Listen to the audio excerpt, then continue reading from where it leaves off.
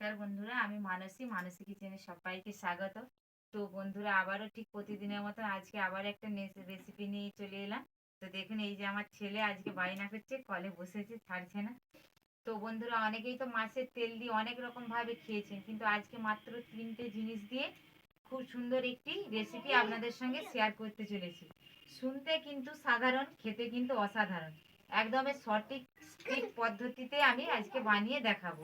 তো বন্ধুরা, অনেকেই খেয়েছেন, আবার অনেকেই বলেন যে ছেঁচড়াতে মাছের তেল দিলে এস্টে এস্টে গন্ধ সারে, কিন্তু আজকে আমি যেভাবে বানাবো একটুও গন্ধ সারবে না। পুরো ভিডিওটি আপনারা দেখতে থাকুন। এখন আমি উনুন ধরিয়ে নিচ্ছি। কড়াই বসিয়ে দিলাম, দিয়ে দেবো সরিষার তেল। কারণ মাছের তেল থেকে তেল বেরায়, তাই অল্প পরিমাণেই তেল দিলাম। এবারে ধুয়ে নুন হলুদ মাখিয়ে রেখেছিলাম, দিয়ে দেব মাছের তেলটা। খুব ভালো করে মাছের তেলটাকে ভেজে নিচ্ছি। কটাটাকে খুব ভালো করে ভেজে নিয়েছি, এবার একটা আলাদা পাত্রে ঢেলে নিচ্ছি। আবারও দিয়ে দেবো তেল। তেল খুব ভালো করে গরম করে নিয়েছি। ফোড়নে দিয়ে দেব কালো জিরে।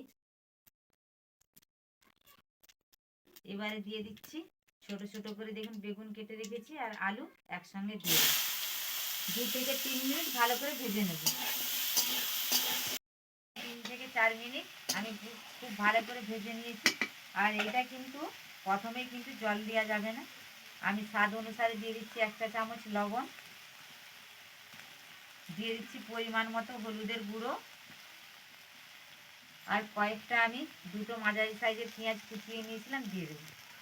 এই পেঁয়াজ লবণ আর হলুদ দেওয়ার পরে আমি আরও 5 মিনিট ভেজে নেব ভালো করে। তবে এখানে কিন্তু জল একটুও দেওয়া যাবে না, তবে কিন্তু জিনিসটা খেতে ভালো লাগবে। তো আরও 5 মিনিট ভেজে নিচ্ছি। 5 মিনিট খুব ভালো করে আবারও ভেজে নিয়েছি। এবারে দিয়ে দেবো এতে লঙ্কার গুঁড়ো। ঝাল অনুসারে আমি দিচ্ছি এখানে, আপনারা যে যেমন ঝাল পছন্দ করবেন তেমনই দেবেন। এবারে লঙ্কাটা দেওয়ার পরে একটু নাড়িয়ে নেব, নাড়াচাড়া করে নিলাম। এবারে দিয়ে দেবো জল। এটা কিন্তু একদমই শুকনো শুকনো হবে, তাই এখানে খুব বেশি কিন্তু জল দিতে যাবেন না। আমি এই পরিমাণেই জল দিলাম। এবারে চাপা দিয়ে আর একটু আলুটাকে ভালো করে সিদ্ধ করে নেব। এখানে কিন্তু শেষ না বন্ধুরা, এখনো রান্নার অনেকটাই বাকি আছে। এই চাপা দিয়ে দিলাম। দেখুন সব আলু কিন্তু সেদ্ধ হয়ে গেছে। ঠিক এই সময় এবারে আমি দিয়ে দেব শুধু সর্ষে, একদম মিহি করে বেটে নিয়েছি, দিয়ে দেবো সর্ষে বাটা। এই সর্ষে বাটা দেওয়ার পরে কিন্তু আর একটু এখানে জল ব্যবহার করা যাবে না, তাহলে কিন্তু আর এই মাছের তেল দিয়ে রেসিপিটা আর একটুও কিন্তু খেতে ভালো লাগবে না। তো এইভাবে আমি একদমই যতক্ষণ না ড্রাই হয়ে আসছে ততক্ষণ কিন্তু এখানে আমি নাড়তেই থাকবো। ধরুন ওই 5 থেকে 6 মিনিট। একদমই শুকনো শুকনো হয়ে গেছে। এবার এই সময় ঠিক আমি এই মাছের তেলটা এখানে ব্যবহার করে নিচ্ছি। আমি সবটাই এখানে দিয়ে দিলাম, আপনারা একটু এখানে কম বেশি করে দিতেই পারেন। এবার মাছের তেলটা দিয়ে কিন্তু আর বেশিক্ষণ কিন্তু রাখা চলবে না।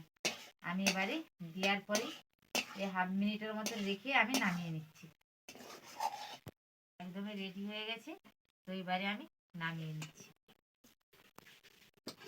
দেখুন,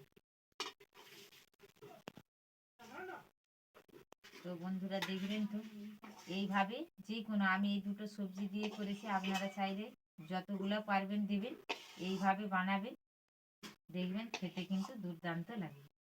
গরম গরম ভাতের সঙ্গে দুপুরে কিন্তু বন্ধুরা দারুণ লাগে। একদমই সিম্পল রান্না, তবে দেখিয়ে দিলাম এইভাবে কিন্তু বানালে একটু এস্টে গন্ধ ছাড়বে না। তো সবাই বলবেন আমার এই মাছের তেলের ছেঁচড়াটা কেমন লাগলো। ভালো লাগলে লাইক করবেন আর কমেন্ট করে বলবেন কেমন হয়েছে, আর কে কে এইভাবে বানিয়ে খেয়েছে। আপনারা ভালো থাকবেন, সুস্থ থাকবেন, সাবধানে থাকবেন।